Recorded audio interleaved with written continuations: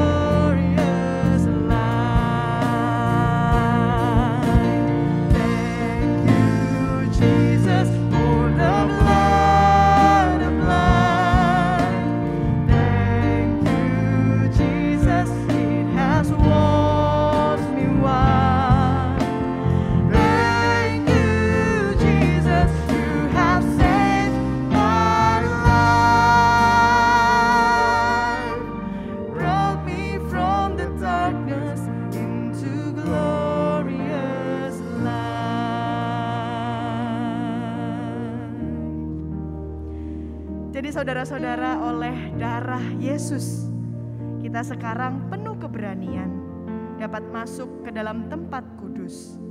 Karena Ia telah membuka jalan yang baru dan yang hidup bagi kita melalui tabir, yaitu dirinya sendiri. Maka saat ini kita bisa datang di hadapannya dengan penuh keberanian, membawa seluruh keberadaan kita yang tak tersembunyi di hadapan Allah, mengakui setiap dosa dan kesalahan kita. Mari kita berdoa secara pribadi.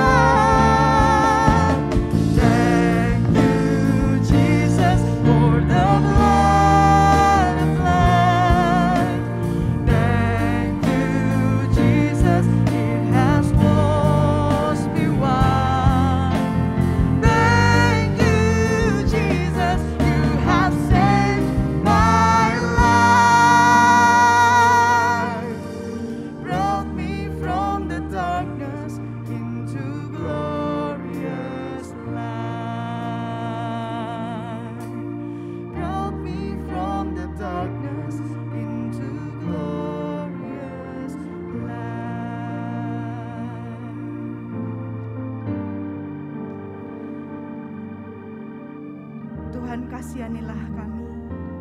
Kristus, kasihanilah kami. Oh Tuhan, kasihanilah kami orang-orang berdosa ini.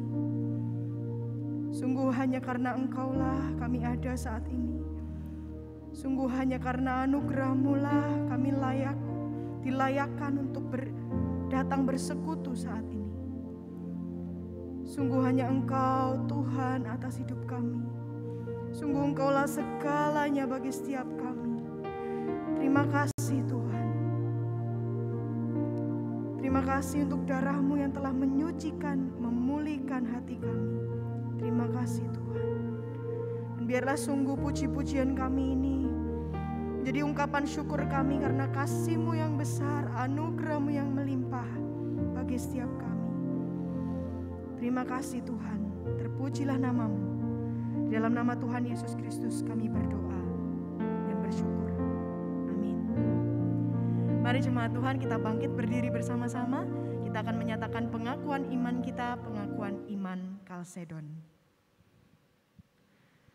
Maka kami semua mengikuti Bapak-Bapak Kudus dengan suara bulat, mengajar manusia untuk mengaku anak yang satu dan yang sama, Tuhan kita Yesus Kristus, sempurna dalam keilahian dan juga sempurna dalam kemanusiaan, sungguh-sungguh Allah dan sungguh-sungguh manusia, dengan jiwa yang bisa berpikir dan tubuh, menurut keilahiannya mempunyai hakikat yang sama dengan Sang Bapa, dan menurut kemanusiaannya mempunyai hakikat yang sama dengan kita.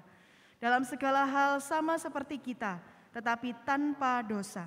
Menurut keilahiannya diperanakkan sebelum segala zaman dari Bapa. Ia adalah Kristus, anak Tuhan yang satu dan yang sama, satu-satunya yang diperanakkan, mempunyai keberadaan dalam dua hakikat, tanpa percampuran, tanpa perubahan, tanpa perpecahan, tanpa perpisahan. Perbedaan dari dua hakikat itu sama sekali tidak dihancurkan oleh persatuan mereka.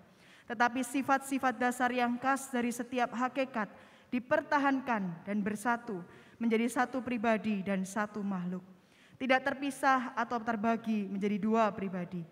tetapi anak yang satu dan yang sama, dan satu-satunya yang diperanakkan, Allah firman, Tuhan Yesus Kristus, seperti nabi-nabi dari semula telah menyatakan tentang Dia.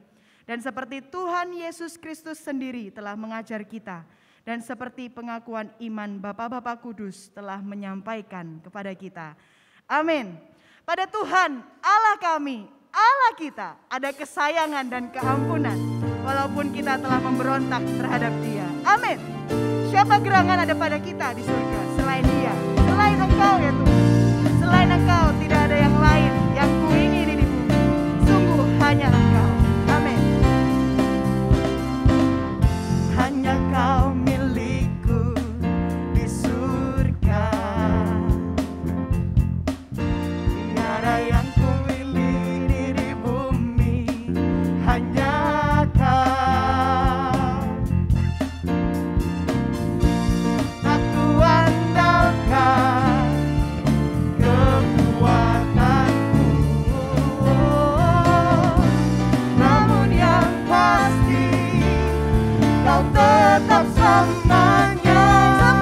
Allah sumber kuatku, amin. Allah sumber kuatku, Allah sumber kuatku dan baganku selama-lamanya, selamanya.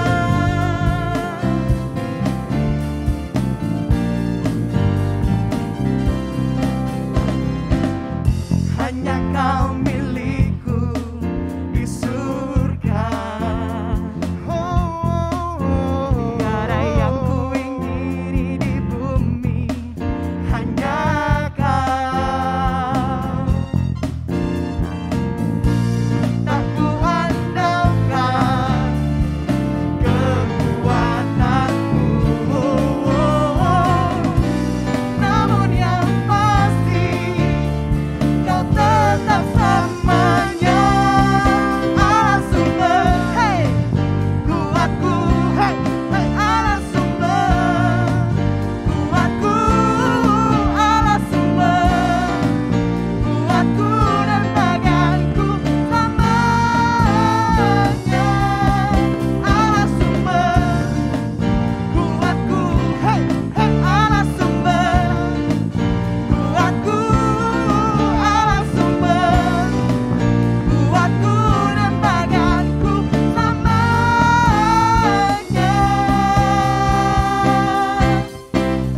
selamanya.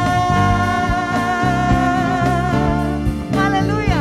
Sungguh Dialah sumber kekuatan kita, Dia batu pertahanan kita, pertolongan kita.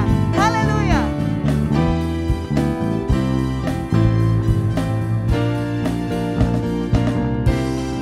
Allah sumber kuatku, amin. Hey, Allah sumber kuatku, Allah sumber kuatku dan baganku selamanya. Allah sumber kuatku, Allah sumber kuatku, Allah sumber kuatku dan baganku selamanya, selamanya, selamanya,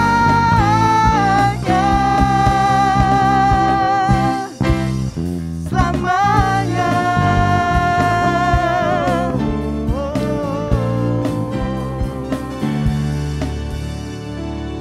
Haleluya, selama-lamanya, untuk selama-lamanya. Hanya Dialah bagian kita dan Dialah segala-galanya bagi kita. Mari kita mempersiapkan hati untuk pendengar firman-Nya.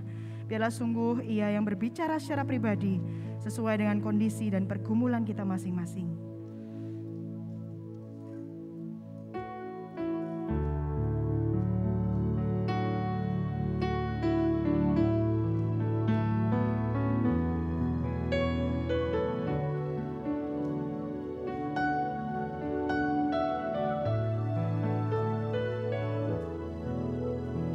Speak, oh Lord, as we come to you.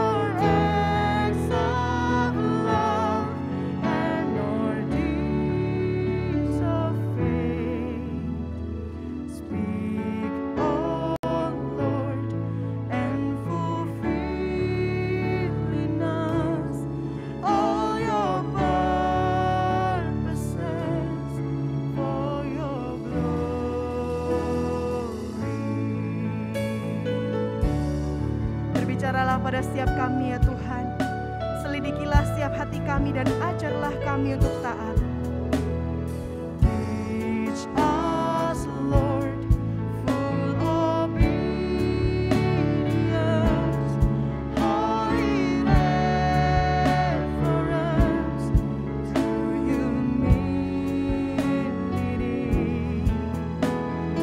Test our doubts and our attitudes in the radiance of your beauty. Cause our faith to rise, cause our eyes to see your majestic love and authority. Words of God that can never fail, let that truth prevail over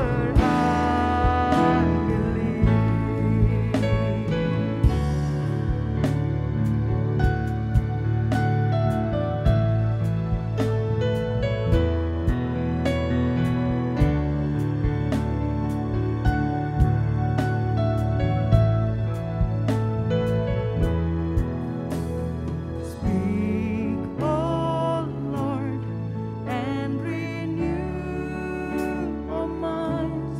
Help us grasp the heights of your plans for us. Truth unchanged from the dawn of time, that will echo down to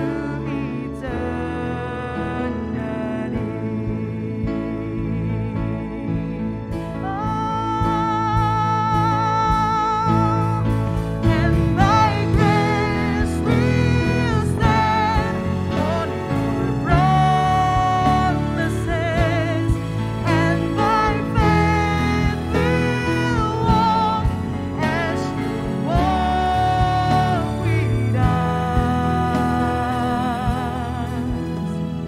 Speak, O Lord, till your church is free, and the earth is filled with your glory.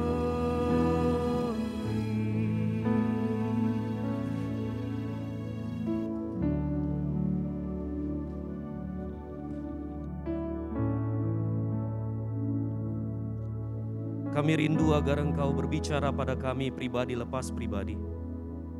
Kami rindu Engkau menyapa kami, menjamah hati kami. Kami rindu firman-Mu berbicara kembali ke dalam relung hati kami yang paling dalam. Kami rindu agar firman-Mu mengisi kekosongan jiwa kami. Kami rindu agar firman-Mu menuntun kembali arah hidup kami. Bicara pada kami pribadi lepas pribadi ya Allah. Engkau mengenal siapa kami. Engkau tahu bagaimana kami berpikir, Engkau tahu bagaimana kami merasa. Engkau tahu kerinduan hati kami yang terdalam yang tak pernah kami ungkapkan kepada siapapun. Engkau mengenal pergumulan-pergumulan kami. Engkau ada di setiap persimpangan jalan yang harus kami lewati. Tuhan, Engkau tahu kami. Bicara pada kami Tuhan. Tolong terjemahkan firman-Mu di dalam pergumulan kami setiap hari.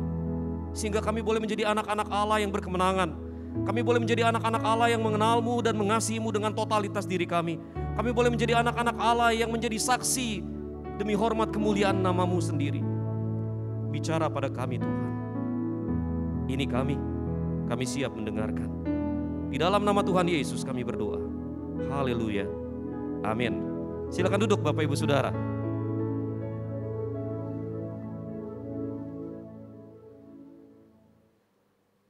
Bapak Ibu Saudara yang terkasih di dalam Tuhan Yesus Kristus, saya bersyukur kepada Tuhan karena kita melewati masa-masa pandemi ini dengan baik, ya. Dan saya mendengar dari banyak berita bahwa pandemi di Jakarta mulai melandai, begitu. Bersyukur kepada Tuhan buat hal ini Bapak Ibu Saudara, dan kita berdoa supaya Tuhan terus memimpin arah bangsa ini, memimpin bangsa ini untuk melewati pandemi demi pandemi. Bapak Ibu Saudara, kita akan memasuki tema baru, konsep berpikir baru melalui khotbah-khotbah di bulan Maret ini. Saya ajak Bapak Ibu Saudara melihat Yohanes pasal 8 ayat 30 sampai ayat yang ke-36. Yohanes pasal 8 ayat 30 sampai ayat yang ke-36. Sebentar ya Bapak Ibu ya, saya nggak kelihatan di layar situ ya. Coba Yohanes pasal 8 ayat 30 sampai ayat yang ke-36. Demikianlah firman Tuhan. Setelah Yesus mengatakan semuanya itu, banyak orang percaya kepadanya. Maka katanya kepada orang-orang Yahudi yang percaya kepadanya, "Jikalau kamu tetap dalam firman-Ku, kamu benar-benar adalah murid-Ku, dan kamu akan mengetahui kebenaran, dan kebenaran itu akan memerdekakan kamu." Jawab mereka, "Kami adalah keturunan Abraham dan tidak pernah menjadi hamba siapapun. Bagaimana engkau dapat berkata, kamu akan merdeka?" Kata Yesus kepada mereka, "Aku berkata kepadamu, sesungguhnya setiap orang yang berbuat dosa adalah hamba dosa, dan hamba tidak tetap tinggal dalam rumah, tetapi anak tetap tinggal dalam rumah. Jadi apabila anak itu memerdekakan kamu, kamu pun benar-benar merdeka." Bapak Ibu Saudara yang terkasih di dalam Tuhan Yesus Kristus, kerinduan kita yang terdalam sebagai orang yang telah dilahirkan kembali tentunya adalah ingin menyenangkan hati Tuhan. Amin Bapak Ibu Saudara. Amin. Siapa di sini yang kerinduan terdalamnya adalah menyenangkan hati Tuhan? Boleh saya melihat tangan-tangan terangkat? Wow, semuanya. Bapak Ibu yang di rumah saya tidak melihat, tapi semoga Bapak Ibu Saudara juga punya kerinduan yang sama untuk menyenangkan hati Tuhan. Nah Bapak Ibu Saudara, bagaimana cara kita menyenangkan hati Tuhan? Bapak Ibu, saya pikir cara yang paling konkret untuk menyenangkan hati Tuhan adalah dengan memberikan seluruh hidup kita kepada Allah. Amin Bapak Ibu Saudara. Kita ingin memberikan seluruh hidup kita kepada Allah sebagai persembahan yang kudus, persembahan yang berbau harum, persembahan yang menyenangkan hati Tuhan. Namun sayangnya Bapak Ibu Saudara, semakin serius kita berusaha untuk melakukannya, kita malah semakin mendapati betapa rombengnya kehidupan kita, betapa hidup kita seperti kain rombeng yang tidak layak untuk dipersembahkan. Semakin kita berusaha Bapak Ibu Saudara, kita mendapati bahwa dosa bercokol begitu dalam di dalam hidup kita, dosa benar-benar menguasai kita. Berapa banyak di antara Bapak Ibu Saudara yang berpikir demikian? Bapak Ibu Saudara, saya tidak pernah merasa bahwa saya orang yang baik. Saya tidak pernah merasa bahwa saya orang yang sempurna. Itu sebabnya saya berusaha semaksimal mungkin memberikan seluruh hidup saya kepada Allah.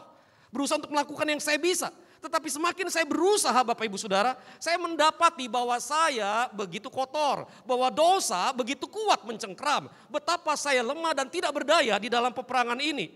Dan Bapak Ibu Saudara, di dalam momen-momen seperti itu, acap saya mengeluh. Akankah saya benar-benar mengalami kebebasan sejati? Akankah saya benar-benar mengalami kebebasan sejati? Bapak Ibu Saudara, hari ini kita akan belajar apa yang Yesus tawarkan kepada kita. Yesus menawarkan kemerdekaan yang sesungguhnya. Dia menawarkan kelepasan dari perbudakan dosa. Nah Bapak Ibu Saudara, perbudakan dosa tidak dapat disamakan dengan perbudakan manusia. Perbudakan manusia Bapak Ibu Saudara ditentukan oleh kekuatan senjata dan mencaplok wilayah kelompok manusia lainnya. Walau demikian Bapak Ibu Saudara, manusia yang berada di dalam wilayah itu belum tentu merasa dirinya sedang diperbudak. Betul ya Bapak Ibu ya? Manusia berusaha untuk menjajah manusia lainnya, mencaplok satu wilayah atau satu negara, tetapi manusia yang ada di dalam negara itu belum tentu merasa bahwa dirinya adalah budak. Nah ini yang terjadi dengan bangsa Yahudi pada waktu Yesus hidup Bapak Ibu Saudara. Sesungguhnya Bapak Ibu Saudara, Yudea berada di bawah penjajahan Imperium Roma. Yudea berada di bawah penjajahan Imperium Roma. Tetapi Bapak Ibu Saudara, orang Yahudi tidak merasa bahwa dia adalah budak jajahan. Berada di wilayah Imperium Roma, tetapi merasa dirinya bukan jajahan. Itu sebabnya Bapak Ibu Saudara, orang Yahudi kemudian berkata begini, "Kami adalah keturunan Abraham dan tidak pernah menjadi hamba siapapun. Bagaimana engkau dapat berkata kamu akan merdeka?" Ketika Yesus berbicara mengenai kemerdekaan, kalau kamu tinggal di dalam firman-Ku, firman-Ku akan memerdekakan kamu, kamu akan benar-benar merdeka. Orang Yahudi malah berkata, "Kami adalah keturunan Abraham dan tidak pernah menjadi hamba siapapun. Bagaimana engkau dapat berkata kamu akan merdeka?" Bapak Ibu Saudara, namun jelas bahwa Yesus tidak sedang berbicara mengenai perbudakan fisik atau perbudakan geografis. Enggak Bapak Ibu Saudara, Yesus berbicara mengenai perbudakan yang lebih mengerikan. Yesus berbicara mengenai perbudakan dosa Bapak Ibu Saudara. Perbudakan dosa tidak terjadi secara geografis, ia terjadi di dalam jiwa. Perbudakan dosa tidak dilakukan dengan menggunakan senjata, ia menggunakan hawa nafsu.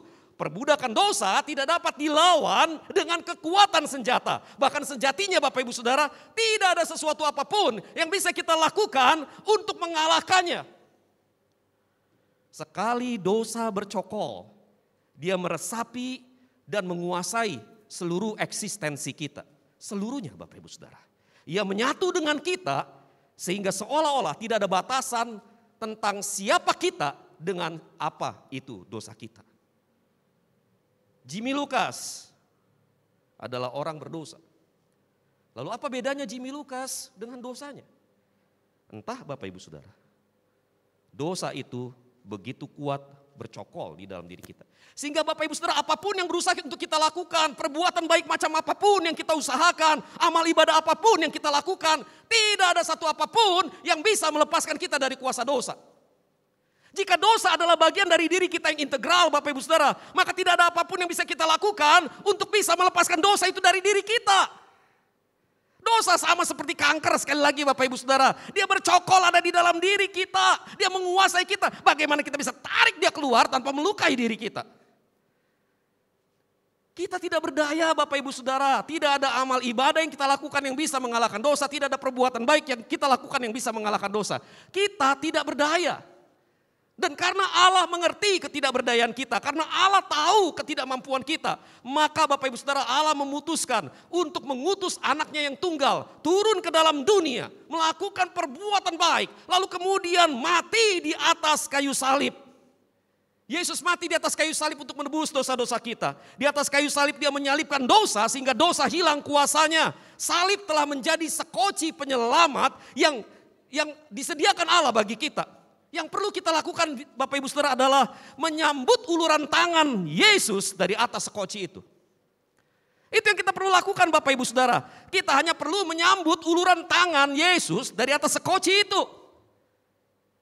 Ini tanganku, aku mau menyelamatkanmu. Then what we have to do, just trust him. Percaya dia dan sambut uluran tangan itu. Nah Bapak Ibu Saudara, masalahnya begini Bapak Ibu Saudara. Memang kita perlu menyambut uluran tangan Yesus dengan iman.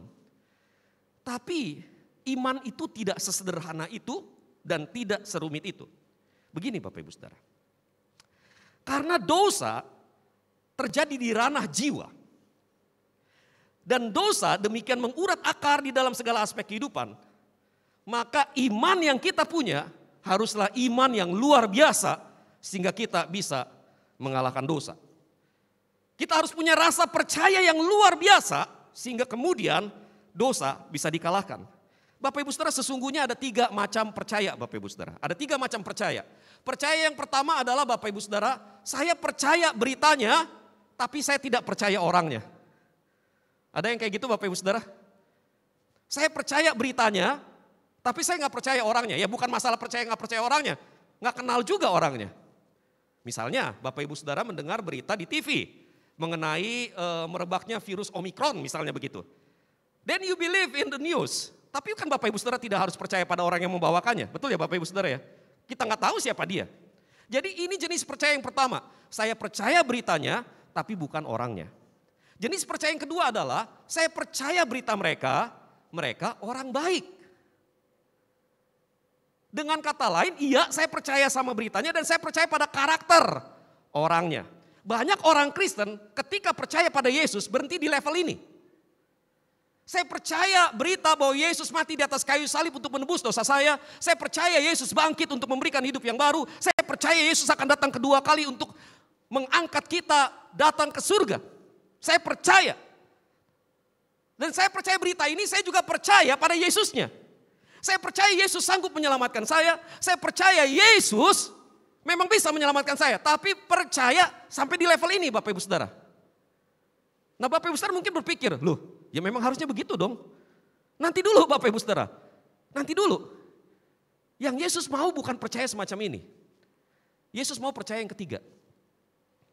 Saya percaya yang Ia katakan, saya percaya kepadanya, saya mempercayakan diri kepadanya. Now that is the kind of belief that Jesus want from us. Saya percaya yang Yesus katakan tentang dirinya, saya percaya yang Alkitab katakan tentang dirinya, saya percaya kepada dirinya, dan saya mempercayakan diri kepadanya. Kalau kita terapkan ini dalam hubungan pria wanita Bapak Ibu Saudara, waktu si pria berkata begini, Honey, wo aini, ni puyau, wo paksa lo. Baby, I love you, you love I, you and I lap-lapan yuk. Begitu misalnya ya, begitu Bapak Ibu. Babe, aku mencintaimu, aku ingin bersama denganmu selama-lamanya. Berlutut, lalu kemudian kasih cincin. Langsung yang cewek, langsung begitu-begitu ya, biasa tuh kan kalau di YouTube begitu. Begitu Bapak Ibu Saudara. Langsung gelagapan muter-muter begitu ya. Nah Bapak Ibu Saudara, atau kalau kayak ikan baru diangkat keluar dari air, ikannya kelpak-kelpak gitu ya. Yang cewek, begitu ya. Nah, makanya cowok pinter tuh Bapak Ibu Saudara, cowok pinter. Biasanya langsung bikin acaranya sedramatis mungkin. Wah, supaya itu jadi momen sekali seumur hidup. Diingat 2 tahun kemudian cerai. Nggak, jangan sampai begitu ya Bapak Ibu ya.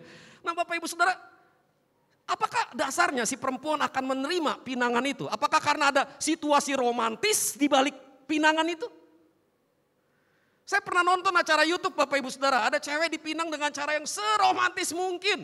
Luar biasa Bapak Ibu Saudara, cowok itu betul-betul mikirin gimana caranya pinang ini cewek. Dan hasilnya juga luar biasa Bapak Ibu Saudara, itu cewek nolak. Nonton deh acaranya di YouTube. Ditolak Bapak Ibu Saudara. Lah pertanyaannya, apakah dengan menciptakan suasana yang romantis, dramatis, membuat orang kemudian langsung menerima pinangan seorang pria? Enggak Bapak Ibu Saudara. Seorang wanita menerima pinangan seorang pria ketika dia percaya omongannya ini cowok. I love you. Dia percaya ini cowok cinta sama dia. I want to marry you. Dia percaya cowok ini sanggup menikahi dia, sanggup memberikan rumah tangga yang baik, sanggup mencukupkan segala kebutuhannya. Sanggup. Jangan khawatir, cowok Kutisari semuanya model begitu. Iya. Sanggup untuk menyediakan semuanya. Nah karena dia percaya omongannya itu itu cowok, dia percaya bahwa pada karakternya cowok ini, baru dia akan mempercayakan diri pada cowok ini. Nah karena percaya macam ini, baru ada yang namanya rumah tangga. Baru ada yang namanya relationship. Baru ada yang namanya hubungan. Percaya pertama dan kedua tidak membutuhkan hubungan. Tapi percaya yang Yesus mau adalah percaya macam ini. Saya percaya yang dia katakan, saya percaya kepadanya, dan saya mempercayakan diri kepadanya. Now that is that kind of belief, the kind of belief that Jesus want from us. Yesus mau Bapak Ibu Saudara, agar kita percaya pada apa yang dia katakan. Percaya kepada karakternya, percaya kepada dirinya, dan mempercayakan diri kepada Allah. Nah Bapak Ibu Saudara, mempercayai Kristus dengan cara ini mengharuskan kita, gini ya Bapak Ibu ya. Kalau saya percaya pada Yesus, saya percaya pada kata-katanya, pada firman-Nya, saya percaya pada karakternya, pada dirinya, maka saya mempercayakan diri kepada Yesus. Ketika saya mempercayakan diri, we are in relationship. We are in relationship. When we are in relationship, if we are husband and wife, then we live in the same house. Betul? Betul ya? Ketika saya percaya pada Yesus, saya percaya perkataannya, saya percaya karakternya. Ketika saya mempercayakan diri pada Yesus, saya berada dalam satu hubungan yang membuat saya berada dalam satu rumah dengan Yesus. Itu sebabnya Yesus berkata, kalau kamu percaya kepadaku, kamu tinggal di dalam firman-Ku. Kamu tinggal di dalam firman-Ku. Bapak Ibu Saudara, Yesus berkata kamu tetap di dalam firman-Ku. Ini jenis percaya yang Yesus mau. Kata tetap Bapak Ibu Saudara berasal dari bahasa Yunani meno. Meno artinya Bapak Ibu Saudara tetap tinggal, tidak pergi, terus menjadi. Tetap tinggal, tidak pergi kemana-mana, dan terus menjadi seperti yang seharusnya menjadi. Dalam hubungannya dengan waktu Bapak Ibu Saudara, meno berarti terus menjadi, tidak hilang, terus bertahan apapun yang terjadi. Sama Bapak Ibu Saudara, rumah tangga kan tidak selalu mulus begitu ya. Rumah tangga ada up and down, tetapi karena komitmen yang pertama dan karena kita saling memberi diri, maka seburuk apapun rumah tangga tetap bertahan Bapak Ibu Saudara. Tidak kemana-mana. dalam hubungannya dengan posisi atau keadaan, meno berarti tetap sama, tidak berubah menjadi orang lain atau menjadi berbeda. Hatinya tetap sama, dia tidak berubah hatinya terhadap Tuhan dan terus berusaha untuk tetap menjadi sama. Bapak Ibu Saudara yang terkasih di dalam Tuhan Yesus Kristus, ini jenis percaya yang Tuhan minta. Kalau kita kaitkan meno dengan firman Allah, maka Bapak Ibu Saudara, yang Yesus mau adalah agar kita terus menerus berada di dalam firman, tidak bergeser dari firman. Apapun yang terjadi dalam hidup kita, terus menerus berada di dalam firman, tidak bergeser dari firman. Apapun yang terjadi dalam hidup kita, kita diminta untuk mendedikasikan diri kepada firman itu. Hal ini penting Bapak Ibu Saudara, hal ini penting. Kenapa Bapak Ibu Saudara? Sebab setelah kita percaya Yesus, kita tidak langsung terangkat ke surga, betul? Setelah kita percaya Yesus, kita masih tinggal di dalam dunia. Di dalam dunia godaannya gede Bapak Ibu Saudara. Yang mau diet kagak bisa karena itu tukang siomay lewat. Yang mau setia sama pasangan susah karena si Amoy lewat atau si Acong lewat. Begitu Bapak Ibu Saudara. Saya kadang-kadang bikin personifikasi buat perusahaan atau bikin personifikasi buat gereja. Saya bikin gambaran seorang cowok yang harus menjadi jemaat gereja. Bingung namanya apa, saya kadang-kadang sebut dia Acong Bonteng. Bonteng tahu Bapak Ibu Saudara, bahasa Sunda mentimun, Acong timun begitu ya, atau Amoy gitu saya sebutnya. Iya kita mau setia sama suami, si Acong Bonteng lewat begitu Bapak Ibu Saudara. Hese pisan, angel tenan Bapak Ibu Saudara. Susah untuk setia, kita lagi butuh duit, kita pengen, wah betul-betul kita pengen jujur berdagang. Nggak bisa Bapak Ibu Saudara, barang basi kita jual baru. Nah Bapak Ibu Saudara yang terkasih di dalam Tuhan, kita masih tinggal di dalam dunia dan dunia syarat dengan godaan yang bisa menjatuhkan kita. Bapak Ibu Saudara di sisi lain, sekalipun tubuh dosa kita sudah hilang kuasanya, tapi tubuh itu masih di sini. Halo Bapak Ibu Saudara. Sekalipun tubuh dosa kita hilang kuasanya, tapi tubuh itu masih di sini. Masih ini tubuhnya Bapak Ibu Saudara. Tubuh dosa kita itu sudah hilang kuasanya, sama seperti singa udah gak punya taring, singa udah gak punya kuku. Udah singa ompong begitu Bapak Ibu Saudara. Tapi Bapak Ibu Saudara, singa ompong tetap singa. Begitu ditomplok kita langsung keseleo. Begitu dijilat kita mungkin tetanus Bapak Ibu Saudara. Jadi Bapak Ibu Saudara, tubuh dosa kita memang sudah hilang kuasanya. Namun tubuh dosa ini masih memiliki cukup kekuatan untuk mendorong kita melakukan kedagingan. Itu sebabnya Bapak Ibu Saudara seringkali di dalam tubuh kita masih merasakan ada dorongan kedagingan yang kuat. Ada kebiasaan-kebiasaan berdosa. Kondisi ini yang memaksa kita untuk tetap berada di dalam firman Kristus.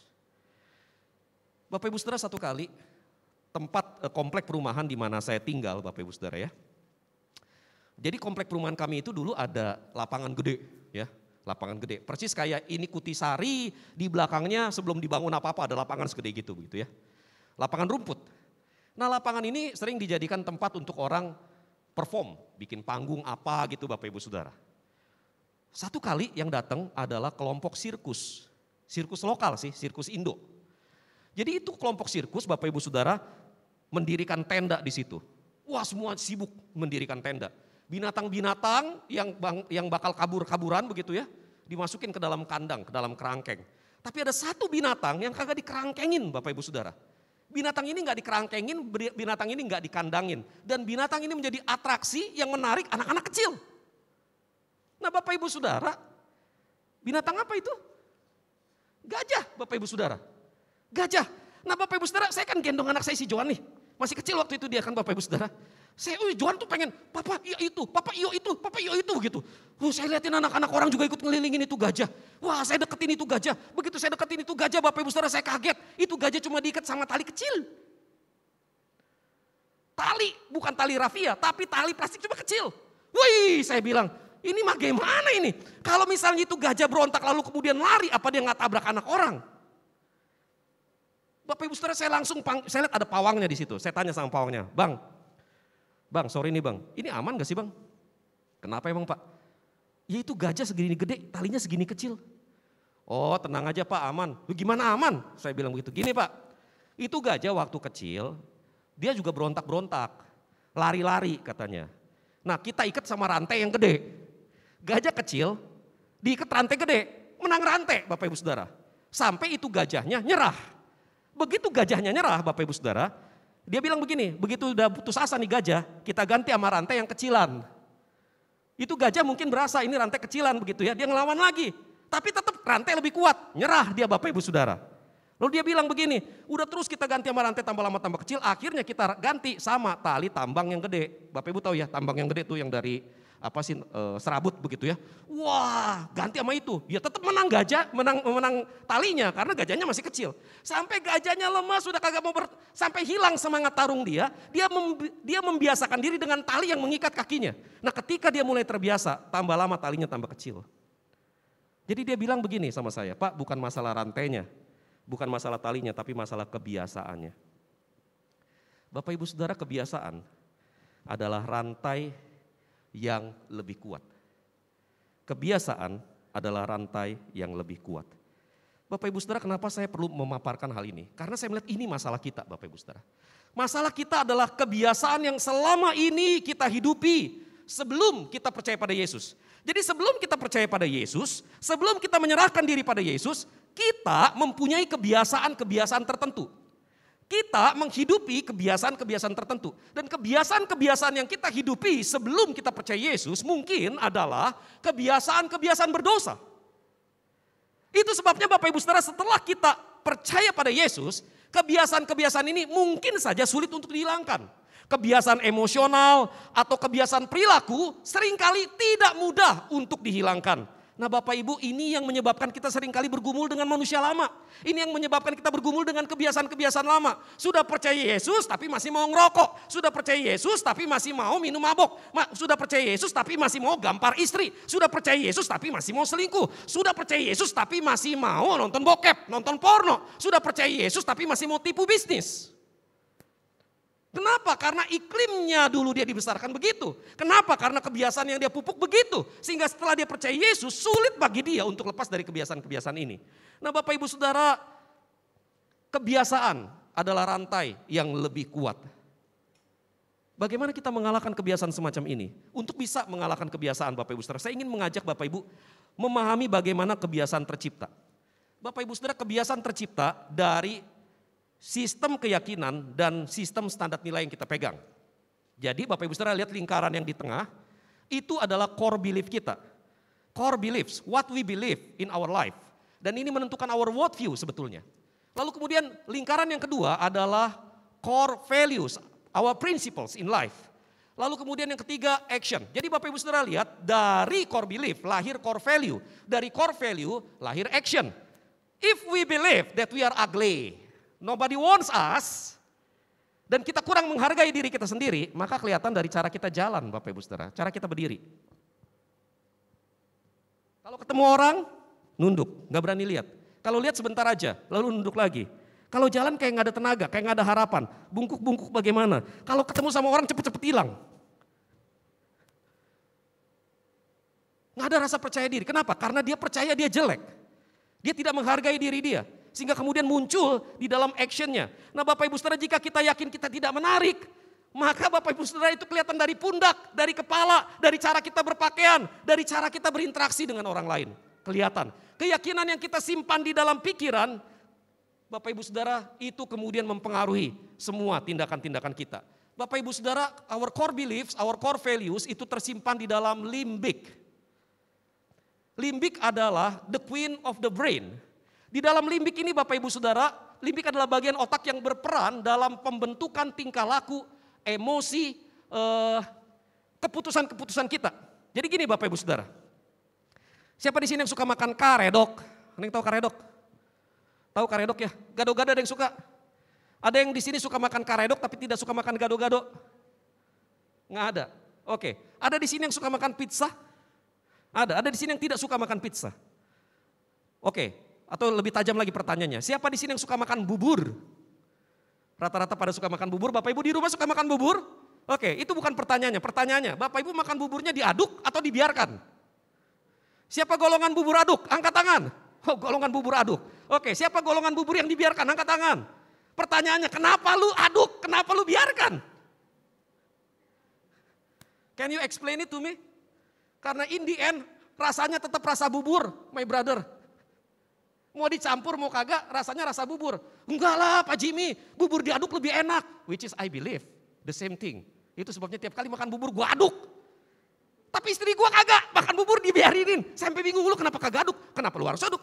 Ya kenapa lu kagak aduk? Ya kenapa lu harus aduk? Ya gua gak tahu. Buat gua enak kayak gini kata dia. Loh, now we know what we like. But we don't know how to explain what we like. Kenapa? Karena apa yang kita suka ada di limbik. Dan limbik bukan otak linguistik. Limbik tidak bisa mengungkapkan apa yang dia suka dengan kata-kata. Limbik menggunakan neokorteks. Di sini neokorteks adalah seperangkat lapisan korteks besar dalam fungsi otak tingkat tinggi. Ada persepsi, sensorik, kognitif, motorik. Semuanya ada di situ. Jadi singkatnya, neokorteks itu otak language. Dia mampu membahasakan sesuatu. Tapi masalahnya apa yang dia mampu bahasakan belum tentu sinkron dengan apa yang dia rasakan. Gampangnya begini, siapa di sini yang percaya bahwa nonton film porno salah? Semua pasti angkat tangan. Tapi di sini ada gak yang gak suka nonton porno? Gak usah ngaku, gak apa-apa. Tapi permasalahannya gini, Bapak Ibu ngerti maksud saya? Kita tahu itu dosa, tapi kita di dalam hati ada kecenderungan untuk melakukannya. Kenapa? Karena yang kita tahu adanya di neokorteks, sementara yang kita rasakan adanya di limbik. Jelas Bapak Ibu Saudara? Nah sekarang pertanyaannya bagaimana kita bisa mengubah apa yang ada di dalam limbik kita? Kalau limbik begitu kuat mempengaruhi pengambilan keputusan, bagaimana kita bisa mengubahnya? Jawabannya sederhana Bapak Ibu Saudara. Pahami ini. Yang di rumah baca bersama-sama, yang di sini ayo kita baca bersama-sama. 3, 2, ya. Tabur pikiran, tuai tindakan. Tabur tindakan, tuai kebiasaan. Tabur kebiasaan, tuai karakter. Tabur karakter, tabur pikiran, tuai tindakan. Tabur tindakan, tuai kebiasaan. Tabur kebiasaan, tuai karakter. Tabur karakter, tuai nasibmu sendiri. Bapak Ibu Saudara, ketika kita berpikir dan kita betul-betul merenungkan buah pikiran itu, kita betul-betul menyimpannya di dalam hati kita, maka Bapak Ibu Saudara, kita akan menuai sebuah tindakan. Simpelnya begini, kita ngeliat orang, bencinya minta ampun sama dia, benci dalam hati kita bilang, gua tonjok. Nggak ada ribut, nggak ada angin, nggak ada hujan, begitu ada kesempatan kita tonjok dia. Ketika kita ditanya, kenapa lu tonjok dia? Ya, gue nggak tahu, pokoknya gue pengen tonjok dia. Kenapa? Karena dalam pikiran dia tanam, gua tonjok. Jelas ya Bapak Ibu Saudara ya. Apa yang dia tabur itu yang dia tuai di dalam tindakan. Nah tindakan yang dibiasakan Bapak Ibu Saudara lama-lama betul-betul berubah menjadi kebiasaan. Tindakan yang diulang-ulangi berubah menjadi kebiasaan. Bapak Ibu Saudara, saya memulai program baru bulan lalu. Memasuki bulan ini. Lebih tepatnya di akhir bulan Februari. 2 minggu sebelum bulan Februari. Pertengahan minggu Februari sampai bulan ini ya. Jadi hampir 1 bulan. Saya membiasakan diri push up pagi 50, push up sore 50. Lalu kemudian saya membiasakan sit up 50 pagi, sit up 50 sore. Saya lakukan itu rutin, setiap hari rutin. 1 kali Bapak Ibu Saudara, tapi waktu lakukan itu rasanya benceno Bapak Ibu Saudara. Soro. Kenapa Bapak Ibu Saudara? Ini pada sakit belum hilang kita paksa lagi, sakit belum hilang kita paksa lagi. 1 kali Bapak Ibu Saudara, saya nggak mau, dalam hati gua nggak mau. Tapi problemnya adalah itu sudah jadi kebiasaan. Sehingga nggak mau, gua kerjain juga. Betul Bapak Ibu? Waktu saya kecil Bapak Ibu Saudara, saya paling nggak suka bapak saya. Bangun pagi-pagi jam 5 subuh, lalu kemudian cuci piring, bunyi klontang, sebel banget sama dia Bapak Ibu Saudara. Saya bertekad dalam hati saya, kalau gua nanti udah nikah, punya keluarga sendiri, gua kagak bakal kayak begitu, ngeganggu anak tidur aja. Tapi karena itu saya lihat setiap hari masuk ke dalam pikiran saya, sesekali saya coba cuci piring Bapak Ibu Saudara. Hari ini yang saya lakukan begitu bangun pagi adalah cuci piring. Dan itu kemudian jadi kebiasaan Bapak Ibu Saudara, sesuatu yang saya lakukan terus menerus. Nah sesuatu yang kita lakukan terus menerus Bapak Ibu Saudara berubah menjadi karakter kita. Nah Bapak Ibu Saudara yang terkasih di dalam Tuhan, intinya simpel sekali Bapak Ibu Saudara. Kita akan bisa mengubah limbik kita Bapak Ibu Saudara. Apa yang ada di dalam limbik kita, jika limbik kita itu terus menerus dibombardir dengan pemahaman-pemahaman baru. Kalau kita terus-menerus membombardir pikiran kita dengan sampah, maka Bapak Ibu Saudara jangan kaget kalau kemudian perilaku kita kayak sampah. Tapi kalau kita bombardir pikiran kita dengan kebenaran demi kebenaran, maka Bapak Ibu Saudara, apa yang masuk dalam pikiran akan berbuah menjadi tindakan. Apa yang berbuah sebagai tindakan akan dibuahi menjadi kebiasaan. Kebiasaan yang dibuahi menjadi karakter kita. Dengan kata lain Bapak Ibu Saudara, konsistensi untuk terus-menerus membombardir pikiran kita dengan firman Allah akan mengubah seluruh aspek kehidupan kita. Konsistensi untuk membombardir pikiran kita dengan firman Allah, itulah yang disebut dengan meno. Tetap tinggal di dalam, tidak pergi kemana-mana, tidak bergeser sedikit pun juga. Tetap ada di dalam firman, tetap ada di dalam firman. Jadi Bapak Ibu Saudara, ketika kita memikirkan firman, merenungkan firman, bertobat karena firman itu, lalu kemudian berusaha untuk melakukan firman, maka kita akan mengalami kemerdekaan yang sejati. Bapak Ibu Saudara, in the end, dengan terus-menerus tinggal di dalam firman, kita akan membongkar dan membenahi core beliefs dan core value kita di dalam limbik sistem kita. Ini foto saya lagi ngoceh di depan Ibu Nike.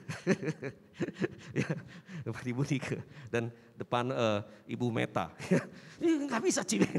Itu kebiasaan. Kalau ngomong udah begini-begini Bapak Ibu Saudara. Tapi dengan terus-menerus tinggal di dalam firman, kita membongkar dan membenahi core beliefs dan core value di dalam limbik sistem kita. Dan ketika limbik sistem kita dipengaruhi oleh firman, maka Bapak Ibu Saudara jangan kaget kalau pengambilan keputusanmu selalu berakhir pada kebenaran firman. Bapak Ibu Saudara, bukan berarti tidak ada pergumulan. Kadang-kadang Bapak Ibu Saudara, saya menginginkan sesuatu, really want it. Tetapi Bapak Ibu, hati pengen, tapi otak bilang tidak sesuai dengan firman. Dan karena kita terbiasa, ya udah ini kan kepengen, tapi yang benar yang ini. In the end kita pilih yang benar Bapak Ibu Saudara. In the end pilih yang benar, suka gak suka, sakit gak sakit, pilih yang benar. Itu yang terjadi ketika kita berhasil membongkar core belief dan core value di dalam limbik kita. Kita berubah menjadi seperti yang Tuhan mau. Bapak Ibu Saudara, tentu saja ini tidak terjadi secara instan. Kita harus melakukannya seperti orang yang sedang memaku tembok Bapak Ibu Saudara. Seperti orang yang sedang memaku tembok. Pertama-tama sulit dan keras, duak, dan kalau kita kepleset tangan kita yang ikut kepukul Bapak Ibu Saudara. Tapi kalau kita continue melakukan itu secara konsisten, terus-menerus berusaha untuk memahami, bertobat dan mentaati firman Bapak Ibu Saudara. Maka in the end kita akan melihat kita mengalami kemerdekaan yang sesungguhnya. In the end kita melihat bahwa pengambilan keputusan kita adalah keputusan yang sesuai dengan firman Allah. In the end kita akan melihat kemerdekaan karena kita tetap tinggal di dalam firman, kita mentaati firman. Pertanyaannya Bapak Ibu Saudara, seberapa sering Bapak Ibu bergaul dengan firman? Seberapa banyak Bapak Ibu mengambil waktu untuk tetap tinggal di dalam firman? Seberapa banyak di antara Bapak Ibu yang saat teduh menggumuli kebenaran firman Allah setiap hari dalam kehidupan Bapak Ibu Saudara? Dan seberapa banyak di antara Bapak Ibu yang ketika membaca firman berkata, iya ini bertentangan dengan kebiasaan saya, iya ini salah. Aduh firman mengajar saya mengampuni, kok saya sulit untuk mengampuni. Oh firman mengajar saya untuk melepaskan, kenapa saya sulit untuk melepaskan. Oh firman mengajar saya untuk memberi, kenapa saya kok nyekelin harta. Oh firman mengajar saya untuk berbagi, kenapa saya kok enggan berbagi. Firman mengajar saya untuk melayani, kenapa saya tidak mau melayani. Bapak Ibu, berapa banyak dari kita yang kemudian membiarkan firman itu menegur kita dan mengubah seluruh aspek kehidupan kita. Saya tidak percaya teologi mengubah orang. Saya tidak percaya teologi mengubah orang. Saya tidak percaya tahu doktrin mengubah orang. Tapi saya percaya begini. Kalau seseorang dipengaruhi oleh doktrin yang benar dan bereaksi terhadap doktrin yang benar dalam bentuk pertobatan dan keputusan untuk taat, baru hidup orang itu akan berubah. Amin Bapak Ibu Saudara. Anda berada di REK, gereja yang betul-betul mengusung doktrin reform. Anda mengenal reputasi pendeta Yakub Tri Handoko. Anda tahu dengan pasti bagaimana beliau mengajar. Anda tahu bagaimana kami mengajar Anda di REK. Kebenaran doktrin yang kuat dengan yang disampaikan dengan begitu sederhana. Tapi apakah itu akan mengubah Anda karena Anda adalah anggota REK? Enggak. Kita hanya akan berubah ketika kita meresponi apa yang kita dengar, apa yang kita baca, apa yang kita pelajari dengan pertobatan dan memutuskan untuk taat. Jadi Bapak Ibu Saudara, kalau Bapak Ibu Saudara masih merasa, iya Jim, gue masih merasa kok kayaknya gimana ya, kok masih bergumul, kapan saya mengalami kebebasan yang sesungguhnya? Take your time, benahi sedikit demi sedikit hidupmu dan biarkan Yesus mengubah hidup kita setiap hari, setiap saat. Tetap tinggal di dalam firman, biarkan firman mengubah hidupmu setiap saat. Yuk Bapak Ibu Saudara, kita aminkan firman Tuhan ini. Saya mau ajak Bapak Ibu Saudara nyanyi ya satu lagu. Udah ada lagunya Ken? Ini lagu yang sangat menyentuh hati, begitu sendu lagunya, begitu menyentuh jiwa. Sendu ya? Enggak sendu. Oke. Yuk Bapak Ibu Saudara sambil mengaminkan firman, saya undang Bapak Ibu Saudara bangkit berdiri.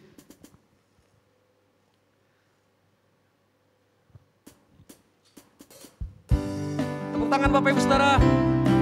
Biarlah lagu ini menjadi komitmen kita di hadapan Tuhan.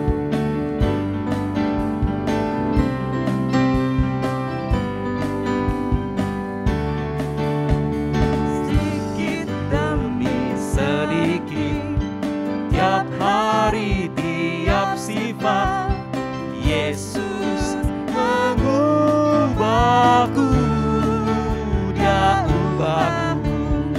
Sejak ku terima Dia, tumbuh dalam anugerahnya, Yesus mengubahku,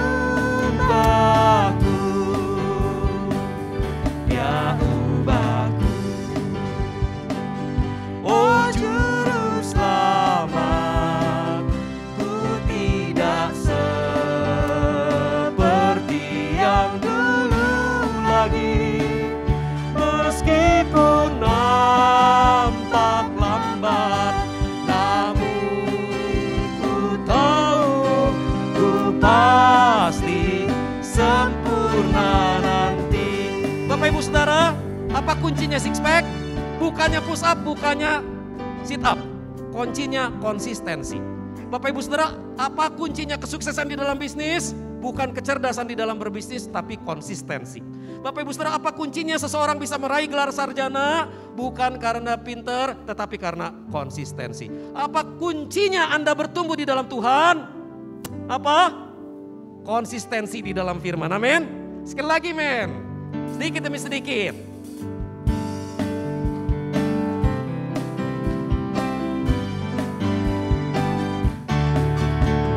Sedikit demi sedikit, tiap hari, tiap sifat, Yesus mengubahku, Dia ubahku. Sejak ku terima Dia, tumbuh dalam anugerahnya, Yesus mengubahku, Dia ubahku.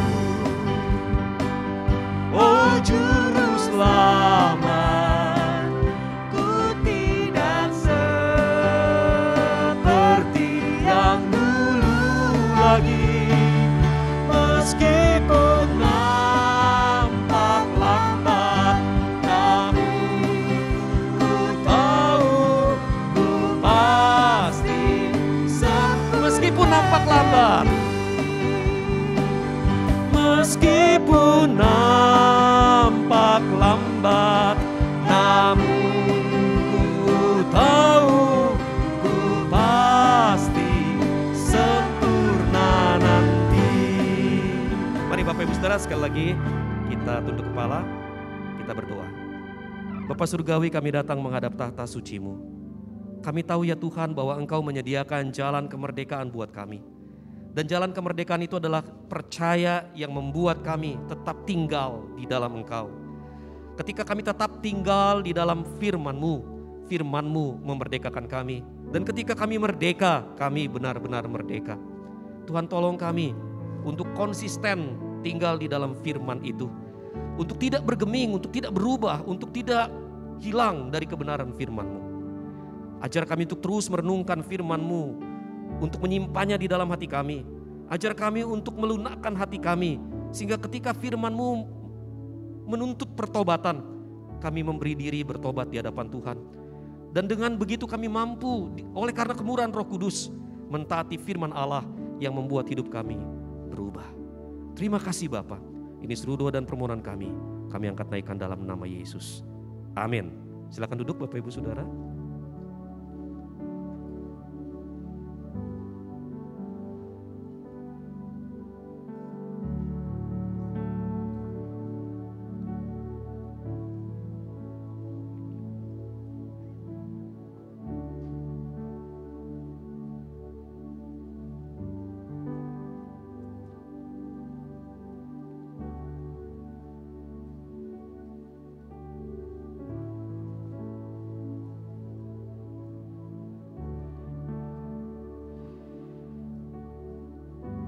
Bapak Ibu Saudara yang terkasih di dalam Tuhan Yesus Kristus,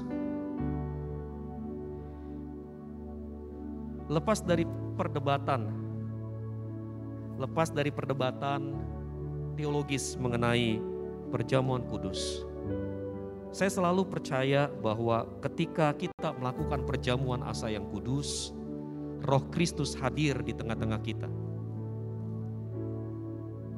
Dia ada di sini, dia mendengarkan kita, dan dia rindu berjamu dengan kita. Sebelum kita memasuki perjamuan asa yang kudus, saya mengundang Bapak Ibu Saudara mengambil waktu teduh sejenak untuk bersama-sama mengoreksi diri. Karena firman Tuhan berkata, barang siapa dengan cara yang tidak layak makan roti atau minum cawan Tuhan, ia berdosa terhadap tubuh dan darah Tuhan. Karena itu hendaklah tiap-tiap orang menguji dirinya sendiri, dan baru sesudah itu ia makan roti dan minum dari cawan itu. Karena barang siapa makan dan minum tanpa mengakui tubuh Tuhan, ia mendatangkan hukuman atas dirinya. Saya tidak ingin menafsirkan ayat ini terlalu jauh Bapak Ibu Saudara, karena Paulus dengan jelas mengatakan yang dimaksud dengan cara tidak layak makan roti dan minum cawan adalah minum dan makan tanpa mengakui tubuh Tuhan.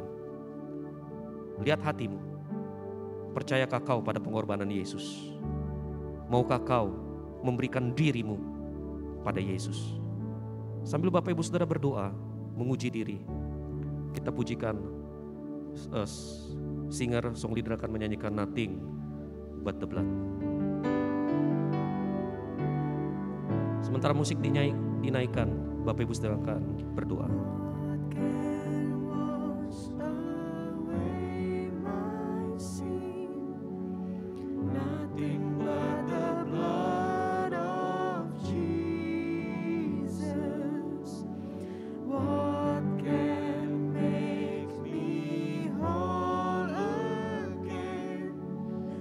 Nothing but the blood of Jesus. Oh, precious is the flow that makes me white as snow. No other fount I know. Nothing but the blood of Jesus. Saya undang Bapak Ibu Saudara bangkit berdiri. Bersama-sama kita mengangkat tubuh Tuhan di atas kepala kita.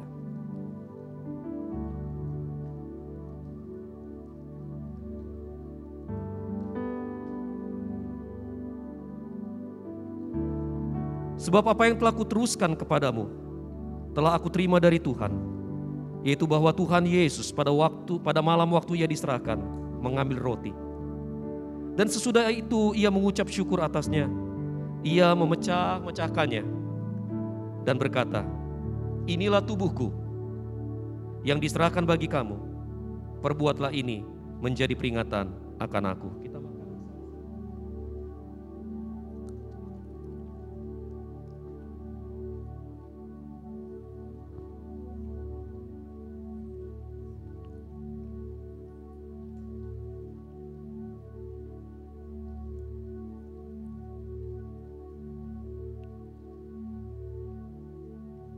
Mari kita mengangkat cawan Tuhan tinggi di atas kepala kita. Demikian juga ia mengambil cawan sesudah makan lalu berkata, cawan ini adalah perjanjian baru yang dimeteraikan oleh darahku. Perbuatlah ini setiap kali kamu meminumnya menjadi peringatan akan aku. Sebab setiap kali kamu makan roti ini dan minum cawan ini, kamu memberitakan kematian Tuhan sampai ia datang. Mari kita bersama-sama minum darah Tuhan.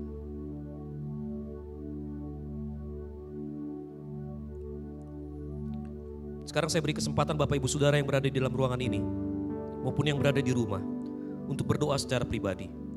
Kalau ada pergumulan terdalam yang tidak sempat diceritakan kepada siapapun, ada hal-hal yang menggayuti hatimu, datang pada Yesus hari ini. Berdoa memohon kepadanya. Dia hadir di sini, berjamu denganmu. Dia hadir di rumahmu, berjamu denganmu. Dia ada dalam hidupmu, sampaikan isi hatimu.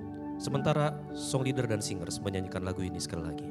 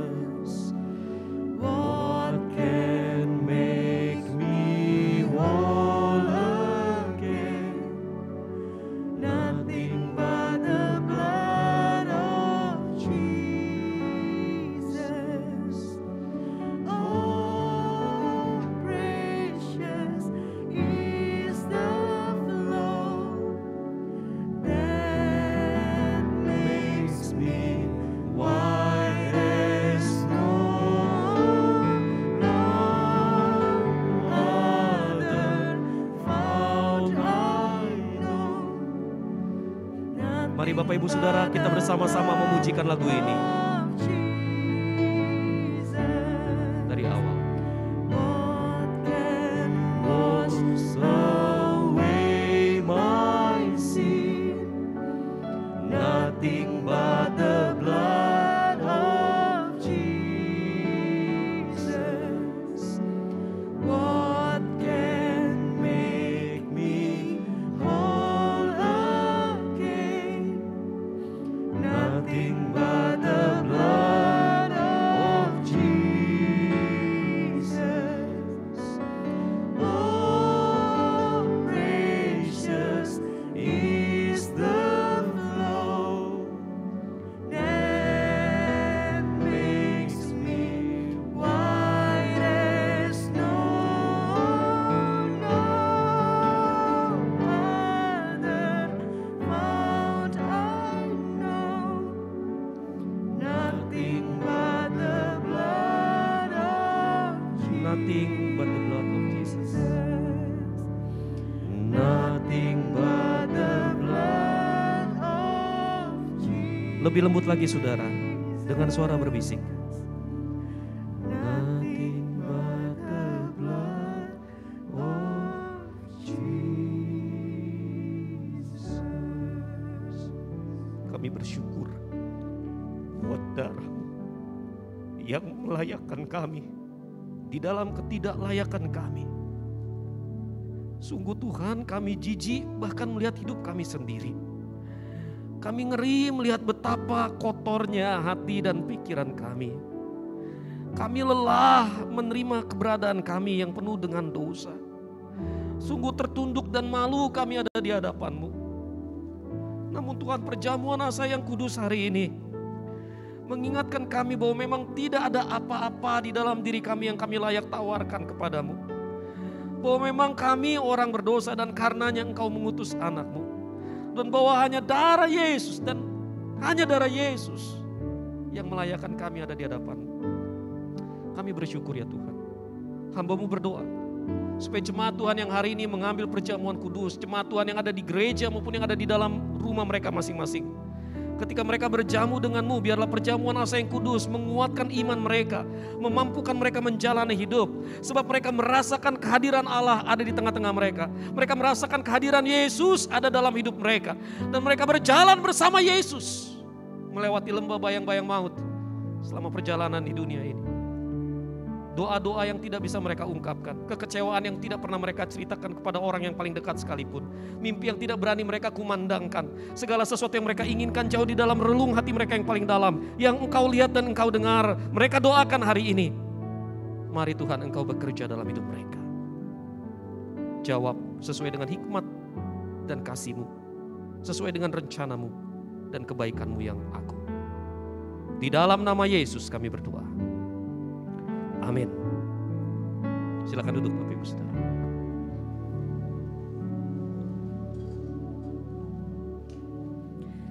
Puji Tuhan, puji Tuhan. Kita bersyukur untuk kasih-Nya yang besar, kita bersyukur untuk anugerah-Nya yang besar bagi setiap kita. Dan jemaat Tuhan, mari kita meresponi firman Tuhan dengan memberikan persembahan. Jemaat bisa memberikan persembahan melalui rekening dan QRIS yang ada di layar masing-masing, maupun bisa melalui amplop dan kotak persembahan yang tersedia di Rek Kutisari. Mari sambil memberikan persembahan kita merenungkan pujian ini, sudahkah yang terbaik kuberikan.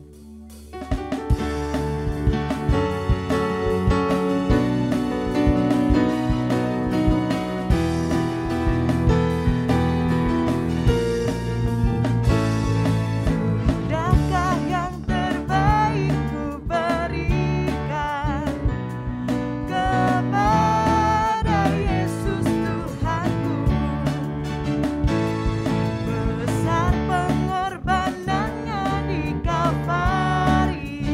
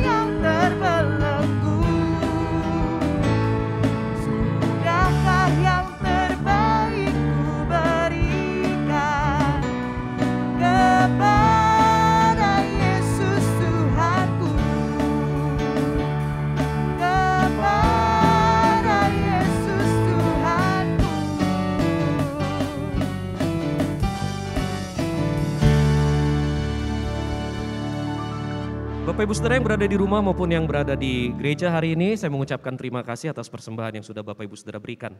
Berdoa buat para majelis atau teman-teman BPH yang akan mengelolanya, semoga semua bisa dikelola dengan baik untuk mendatangkan hormat kemuliaan bagi nama Tuhan. Baik Bapak Ibu Saudara, mari kita bersama-sama berdoa. Bapak Surgawi, hari ini kami bersyukur buat kasih setia dan limpah rahmat-Mu di dalam kehidupan kami. Tuhan, kami bersyukur buat kesehatan yang Kau berikan kepada kami. Kami bersyukur buat peluang-peluang usaha. Kami bersyukur buat kesempatan kerja yang Tuhan berikan kepada kami maupun kepada pasangan atau kepada orang tua kami. Sebab melalui saluran-saluran inilah Tuhan memberkati kami, Tuhan memelihara hidup kami, dan Tuhan memampukan kami untuk kemudian memberi bagi pekerjaan Tuhan. Tuhan kiranya berkenan untuk menerima persembahan kami, menggunakannya seluas-luasnya demi hormat kemuliaan nama-Mu di dalam pekerjaan Tuhan, di rek, dimanapun rek ada. Hamba-Mu berdoa ya Tuhan, supaya Tuhan berkenan untuk memberkati mereka yang sudah memberi maupun mereka yang belum dapat memberi. Tuhan membuka tingkap-tingkap langit dan mencurahkan berkat. Sementara itu Tuhan, biarlah kami belajar untuk bukan hanya mempersembahkan uang kami, tetapi juga mempersembahkan seluruh hidup kami. Saat ini Tuhan, kami berdoa buat bencana yang terjadi di dunia ini. Kami berdoa ya Tuhan untuk pandemi COVID-19 yang saat ini kami syukuri telah melandai. Namun Tuhan, karena liburan panjang mungkin angkanya akan kembali naik ke atas. Tetapi Tuhan, kami berdoa tidak ada sesuatu apapun yang terjadi di dunia ini tanpa izin Tuhan. Dan kami percaya ya Tuhan bahwa Tuhanlah yang berdaulat atas segala sesuatu. Tuhanlah yang memegang segala sesuatu. Permohonan kami adalah agar angka penularan pandemi COVID-19 itu bisa kembali melandai, bahkan kemudian bisa ditiadakan. Pimpin negara ini untuk memasuki endemi, sehingga ya Tuhan setiap orang boleh kembali beraktivitas dengan baik, boleh kembali beribadah di rumah Tuhan. Tuhan tolong ajar kami semua untuk mempedulikan kondisi kesehatan orang lain dengan cara menjaga diri kami sendiri. Tuhan tolong kami untuk mengikuti protokol kesehatan dengan baik. Tuhan tolong kami untuk disiplin menjaga konsumsi yang kami konsumsi. Tuhan tolong kami disiplin berolahraga, Tuhan tolong kami benar-benar menjaga kesehatan kami dengan baik. Dan Tuhan, kami berdoa, Tuhan memberkati tenaga medis yang ada, Tuhan menolong mereka supaya mereka semua bisa bekerja dengan baik. Tuhan mencukupkan kebutuhan vaksin, kebutuhan obat-obatan, sehingga semuanya boleh tertangani dengan baik juga. Mereka yang sudah sakit saat ini Tuhan, kami serahkan ke dalam tangan-Mu. Tuhan tolong sembuhkan mereka, percepat kesembuhan mereka, pulihkan kembali kondisi kesehatan mereka, sehingga mereka boleh kembali beraktivitas dengan baik. Tuhan, kami berdoa, memohon pertolongan Tuhan untuk seluruh jemaat rek. Di tengah-tengah kondisi seperti ini Tuhan, ajar kami peduli pada lingkungan di sekeliling kami. Ajar kami untuk siap berbagi dengan orang lain. Tuhan tolong kami supaya kami juga menjaga kesehatan kami dan menjadi teladan bagi orang lain. Kami berdoa buat hamba-hamba Tuhan, para gembala, para rohaniwan, para majelis yang melayani di rek, para pelayan yang melayani di rek. Tuhan tolong jaga kesehatan mereka semua, sebab mereka berjibaku, mereka benar-benar ya Tuhan memberikan diri mereka melayani Tuhan, supaya jemaat Tuhan boleh tetap beribadah dengan baik. Tuhan tolong mereka, Tuhan tolong jaga kesehatan mereka. Secara khusus kami berdoa buat Pendeta Yakub Trihandoko, Tuhan tolong, Tuhan sembuhkan matanya. Tuhan tolong, sebab ini adalah bagian yang sangat penting bagi dia untuk belajar, untuk bisa menyiapkan bahan, untuk bisa membagikan berkat buat kami. Tuhan tolong. Tuhan tolong Pastor Edo, Tuhan juga pulihkan kesehatannya, Tuhan tolong rekan-rekan hamba. Supaya kami boleh kembali bersinergi untuk melakukan pelayanan buat rek. Terima kasih Bapak. Tuhan, kami berdoa buat kondisi yang terjadi di Rusia,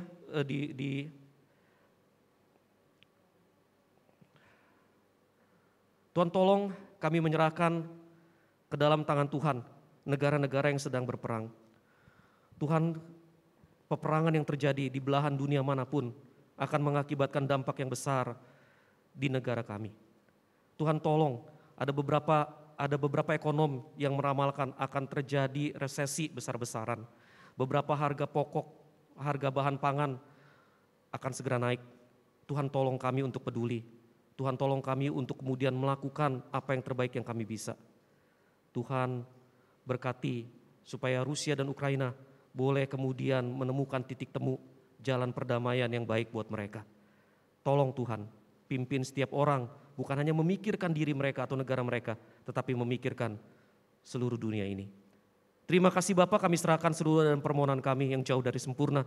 Kami memohon belas kasihan dan campur tangan Tuhan. Tuhan bekerja, Tuhan campur tangan senantiasa. Tuhan menjawab doa-doa kami sesuai dengan waktu dan rencana Tuhan. Terima kasih Bapa. Di dalam nama Tuhan Yesus kami berdoa, kami bersyukur. Amin.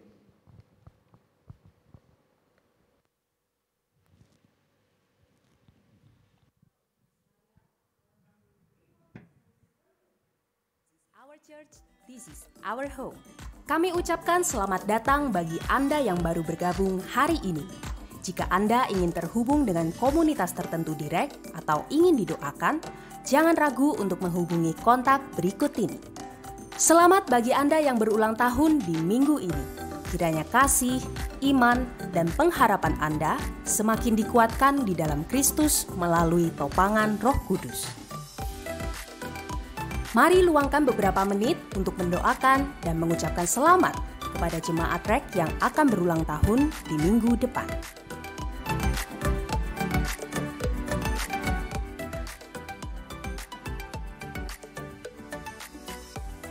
Mari bergabung dalam doa pagi setiap Sabtu pukul 5:30 pagi. Bagi Anda yang belum tergabung dalam grup WhatsApp, silahkan mendaftar di link berikut ini untuk mendapatkan link Zoom. Bergabunglah bersama discipleship groups di setiap gereja lokal. Catat hari dan waktunya. Di tengah pandemi ini, mari kita bersama-sama bersekutu dan bertumbuh dengan sesama. Teman-teman muda, ayo bergabung dalam persekutuan online remaja dan pemuda. Info link Zoom silahkan menghubungi kontak berikut ini. Kita bersyukur karena oleh kemurahan Allah Tritunggal dan melalui dukungan doa dan dana dari Anda, proyek renovasi gedung gereja REK Nginden terus menunjukkan perkembangan. Mari kita tuntaskan apa yang sudah kita kerjakan. Silakan transfer dukungan Anda ke rekening berikut ini dan jangan lupa untuk menambahkan angka 9 pada digit terakhir. Shalom jemaat REK sekalian, sebagaimana kita ketahui, angka persebaran virus dalam beberapa hari terakhir ini terus meningkat. Saya sebagai gembala senior dari gereja REK ingin mengumumkan beberapa hal.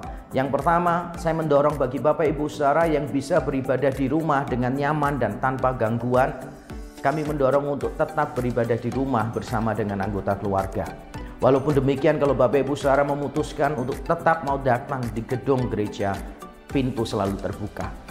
Yang kedua, saya ingin mengumumkan bahwa tim Satgas COVID-19 kembali digalakkan di gereja kita. Jangan berjuang sendirian, jangan mengalami kebingungan sendirian. Kami sudah menyiapkan segala penanganannya bagi Bapak Ibu Saudara yang terpapar oleh virus ini. Mari hubungi gembala lokal masing-masing karena mereka tahu apa yang harus dilakukan, langkah-langkah apa saja yang perlu ditempuh. Kami menyediakan obat, vitamin, makanan, bahkan tempat isolasi mandiri jika memang ada yang benar-benar diperlukan. Yang ketiga, saya mendorong jemaat untuk berpartisipasi menggalang dana bagi penanganan COVID-19 di gereja kita. Kita sudah melakukannya tahun yang lalu dan saya percaya kita bisa melakukannya lagi tahun ini. Tahun yang lalu luar biasa dan tahun ini saya percaya juga Tuhan akan menggerakkan hati kita dengan cara yang sama. Mari Bapak Ibu Saudara bisa melakukan transfer, mengirimkan bantuan finansial Bapak Ibu Saudara di nomor yang ada di layar ini. Mari kita bergandengan tangan, saling mengasihi. Ini waktunya tubuh Kristus untuk menunjukkan bahwa kita saling mengasihi di dalam Tuhan. Tuhan memberkati kita.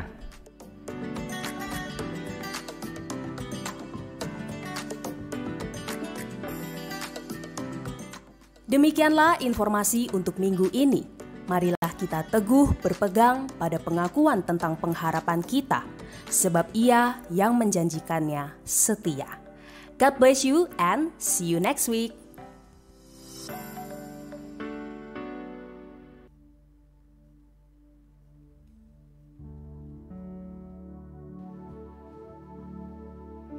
Bapak Ibu Saudara, saya bersyukur karena hari ini tim Kutisari komplit Bapak Ibu Saudara ya. Puji Tuhan, Tuhan memberkati sehingga ibadah kita boleh berjalan dengan lancar. Dan saya bersyukur Bapak Ibu Saudara bisa hadir. Sungguh-sungguh saya bersyukur Bapak Ibu Saudara memberi diri untuk beribadah. Minggu depan kita ketemu lagi ya Bapak Ibu ya. Minggu depan kita beribadah bersama sekali lagi. Bapak Ibu yang di rumah, tetap setia beribadah kepada Tuhan. Jangan lupa jaga kesehatan, dan terus ikuti protokol kesehatan. Mari Bapak Ibu Saudara, kita sudahi ibadah kita hari ini. Kita bangkit berdiri. Kita pujikan pujian ini pada Tuhan.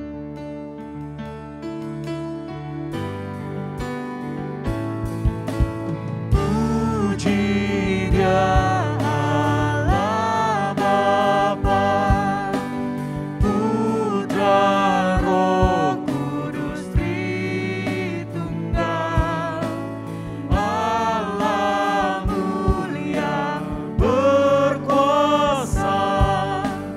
Puji Dia Raja segala raja. Di penghujung ibadah ini ya Tuhan, hamba-Mu mengangkat ibadah ini sekali lagi ke hadapan Tuhan. Kiranya Tuhan berkenan menerima persembahan ibadah kami sebagai dupa yang berbau harum di dalam kerajaan Allah, yang wanginya menyenangkan hati Tuhan. Jemaat Tuhan yang berada di rumah, jemaat Tuhan yang berada di gereja, Tuhan Engkau memberkati mereka. Dengarkan doa hamba-Mu Tuhan. Yang sakit Tuhan sembuhkan, yang berbeban berat Tuhan hiburkan. Tuhan membuka tingkap-tingkap langit, Tuhan mencurahkan berkat. Tuhan memulihkan hubungan orang tua dengan anak, mertua dengan menantu, kakak dengan adik, suami dengan istri, ipar dengan ipar. Tuhan mempertemukan anak-anak muda kami dengan pasangan yang tepat. Tuhan memimpin perjalanan hidup mereka menuju rencana-rencana Tuhan, penggenapan-penggenapannya yang ajaib. Terima kasih Bapa. Dan jemaat yang dikasihi Tuhan, marilah kita bersama-sama kembali ke dalam aktivitas kita masing-masing dengan membawa berkat yang dari Tuhan. Tuhan memberkati engkau dan melindungi engkau. Tuhan menyinari engkau dengan wajahnya dan memberi engkau kasih karunia. Tuhan menghadapkan wajahnya kepadamu dan memberi engkau damai sejahtera. Berkat ini kita terima bersama-sama di dalam nama Bapa dan Anak dan Roh Kudus, di dalam nama Tuhan Yesus Kristus. Mulai dari sekarang sampai Maranatha, Tuhan Yesus datang kembali untuk yang kedua kalinya, menjemput kita ke kasih hatinya. Amin. Silakan duduk Bapak Ibu Saudara saat teduh. Tuhan mengasihi.